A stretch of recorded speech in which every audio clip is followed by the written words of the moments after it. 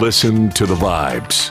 Welcome, everyone, to another episode of Vibes. I'd love to welcome here Aidan Sowa, who is the founder of Zoto Dialer and also of Sowa Marketing Agency. So we're going to get to know him, have a great conversation, see what this is all about. Aidan, tell us a little bit more about you. Yeah, so I initially kind of got into like the marketing space a while back with like the MIT Enterprise Forum Cambridge. I ran a marketing company, Sowa Marketing Agency, which I still do run. And eventually we built a lot of internal tools and we built a dialer system, which now is Zoto Dialer, and we've improved it like greatly since that time. But that's a gist of like my backstory. So the Zoto Dialer, this hmm is when they call you and ask you questions, that kind of thing. it's like essentially like a cold calling tool. It's also used by a lot of like inbound teams. So we have people who generate a lot of leads via like SEO and other aspects. And they have like a massive database of leads, people, let's just say, who are looking to remodel the kitchen and other types of aspects, but then they forget about it, slash, like they never respond back to the initial forms. So what a lot of these companies do is they go through these lists multiple times to try to get them to sign up for stuff. And what they need is a dialer solution to be able to go through like and dial tons of different numbers at the exact same time. And that's what we do is we it dials like 14 different numbers at the exact same time, and the first one to get connected to they are able to get connected to. So, and the people who aren't, we have it optimized. So if 14 lines is too much, it goes down to like 10, 9, 8, whatever. So that way we reduce the maximum number of like people hanging up while maximizing the number of people picking up. So we're getting pickups like every 20, 25 seconds approximately versus like a standard dialer solution. Like if you're dialing, it's usually, if you're dialing random people, it's usually like 5, 7 minutes. Wow. And how about your marketing agency? I've noticed on your Instagram you had some like 6 million followers. Yeah, that's right. In regards to the marketing agency, I mean, we do a lot, right? So we do like TV interviews, we do press articles, um, and we're just about like helping people get seen as like industry leading authorities. So being able to be seen as experts online. And so having a ton of content just populating when you appear on Google. Yeah. So this kind of niche, it's for businesses. Do you help smaller folks like me? We do actually. I mean, not exactly, but I'll explain. So, I mean, we've helped people who don't run businesses, but essentially are looking to get visas into the United States and stuff like that. We've also helped, like on occasion, employees who are looking to get a job and stuff like that. We've seen stuff like that. So people who are trying to get like higher end types of jobs and stuff like that, we've gotten like press articles and stuff like that because the job market could be extremely competitive. And if you can have press articles and other types of stuff just kind of populating on Google gives you a pretty big advantage because without a doubt, recruiters are searching up the person's name on Google. And when you have that advantage, it gives you just like a massive edge. Yeah. And you help folks get on podcasts as well? Yeah. Yeah. Podcast as well. Oh wow. So is this like the same thing as you're helping people get noticed, that kind of deal? Yeah, it's just about like kind of having a strong digital presence and stuff. Like I would say like a brand is one of the most underestimated things which people do. And even if you don't run a business, you still do have a brand to an extent. It just might not be that great of a one. For example, some people's their Facebook is all over the place, so like that's all they can find on them and stuff. And that doesn't necessarily give the best impression to a potential recruiter. Or likewise with like some business owners, I searched them up online. I can only find their Instagram, and they don't even have a profile picture. Instead, it's like a pizza or something like that, and it doesn't really give like a really good impression. And they don't even know how to fix that. So that's where we come in. We really just fix everything so that way everything's optimized. So is there any names that most folks would know? I mean, one of the people we've worked with is like Ryan Serhant. He's really big in the real estate space. Um, and also we've worked with I mean, the thing is most of the really large companies we work with make us sign like NDAs, so we can't really disclose those types of things. But um, Yeah. That Sirhan, that ain't the guy that's been on that television show about the Yeah, the it Bravo, really. yeah. So, I mean, essentially what we do is we help people get into like TV interviews, podcast interviews, news articles, etc. And once they do get featured, what we do is we help them optimize for their social medias. That means optimizing their Instagram bio, their LinkedIn, everything, just so that way you can have the strongest possible presence online. And then one of the great things is as well is that all of these links they point back to your website. So it's also if you run a business, it can help increase credibility and get more people visiting your actual website. Um, Also, one of the things which we do, and this is kind of like an unusual thing, we have people who kind of run like some, let's just say, controversial types of things. It might not even be a business, but they have like controversial types of things going on. And like we had one client who approached us, and they literally had people in their parking lot like screaming constantly about like random things, and they just need to deal with it because it was a major crisis. Like it's hard to generate new customers or new people for like your apartment types of stuff if you have people screaming in a parking lot. And so what we did is we helped mitigate those types of disasters and stuff because sometimes businesses make mistakes and stuff, but it, sometimes by their competitors is they do things to actually damage them further. What a lot of people don't know is that you see different rallies, you see like different things going on in people's like for businesses, like to quote unquote cancel businesses. And some of that stuff is manipulated by competitors to be able to damage their personal brands. So, and then the funny thing is then later down the line, so this company goes through all these scandals, and then the competitor buys them up for pennies on the dollar. So that looks kind of sketchy because they're the ones who caused the entire problem to begin with.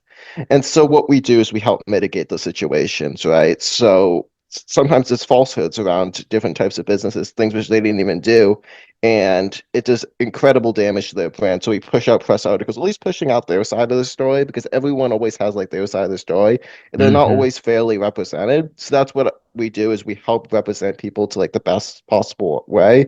Obviously in a truthful way, but getting out their message, their story, so that way their perspective, so they're not just completely destroyed by Daily Mail and all these other news outlets, which are just like running their own little spin on it, which may or may not be true. I actually saw something similar to that. I'm not going to name the company, but apparently there were two girls that were in the store and they had been there before, and I guess they had shoplifted, and it was a big deal. But you were only hearing their side of it. You weren't hearing the business side of it, and the most you really got was, oh, the manager was fired. Okay, well, that's the kind of stuff that you try to set straight. Exactly. Yeah. Yeah. Because it can happen to anyone, really. I mean, all it takes is like an accusation or something like that. And all of a sudden, you've got like a massive scandal. All these news outlets are running like this person's accused because it doesn't even have to be true. All they have to do is say like this person's accused of this, and people can get accused of anything, really. Doesn't need Um, to be true. And sometimes the funny thing is that later down the line, particular allegation is found to be untrue. But the thing is, you can't reverse all the damage which has been done in the meantime in terms of like damage done to like a business and stuff. Like that's done. So what we do is we help handle those types of situations and stuff. Like we don't take on everyone, obviously, as clients. Like there's certain people we just don't take on clients. But we've handled like a lot of those cases. Approximately 30% of people who come to us are actually those types of crisis management types of situations. We have probably taken on a couple of clients, which I do regret taking on a little bit, just because one of the guys we took on as a client, he later turned out to be like a massive fraudster. He was actually sued by the FTC and like for like around 30 million or whatever. So but we didn't have all the information. It's impossible to always know all the information and stuff like that. But I'm sure the FTC is going to make sure he gets what he deserves in that regard. But we do our best. so Wall Street kind of people. Yeah, yeah. Wall Street people. So there's financial people, and then there's also people facing like types of allegations and stuff like that, whether it's like sexual harassment or any of these like different types of allegations and stuff. We've even had people who have had like their competitors have taken fake photos of them, like fake mug shots, and they posted them on Google. And these particular things never even happened. And so people are not signing up for them for something which didn't even happen. So just setting the record straight, because it's really unfair to like have a fake mugshot of your competitor out there. It doesn't make any sense. But people play dirty, especially in certain industries. There's certain industries which people are very, very dirty in, like the cannabis industry, for example. A Mhm. lot of people don't know this, but there's people on the back end who are banning each other's Instagram accounts in order to stay ahead. So like they ban an account for 50,000, and there's other people who bring back the accounts and then they ban it and they unban it. And the same people sometimes who are banning it also unbanning it. So it's like this ridiculous circle where like these companies are paying all of this money to ban their competitors, or like, and then sometimes the unbanning and banning, it's like a constant thing. You never really know what's going on behind the scenes, and sometimes they're even like downright stealing the person's username. There's ways you can go about doing that of actually stealing someone's username, is you ban the actual person's account and then you go in and you have someone at Meta claim that particular username, and then you have access to that username. And that person all of a sudden doesn't have that, and they attach their own email, their own phone number with two-factor authentication, and all of a sudden that person owns it. It's very, very corrupt what some of these companies are doing. Um, and there's been a lot of scandals. I think there was this one guy, I think he was on No Jumper podcast, and he went to jail because he was running this like extortion scheme essentially behind the scenes, and that was very dumb of him to do that, like to talk about it and to do it, in my opinion. But there's a lot of companies in the cannabis space and in other types of industries where there's a lot of issues, and we help mitigate some of the situations, but some people come to us and they say to us like, "Hey, I want to run a slander article on my competitor." I'm like, no, we're not doing that. But yeah, it's crazy. Well, AI, like any other kind of tool, it definitely has its benefits, but it also can be used for things like what you're saying. Do you have a lot of problem with AI?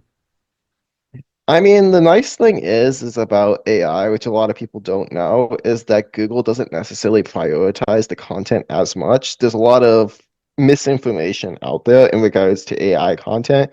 Like Google claims publicly, "Oh, we prioritize all content. AI content is not like bad and stuff like that." But that's a lie, because we have information from our own side that shows that AI content in particular, Google hates it, and they definitely see it as like spammy content, and they push that stuff down.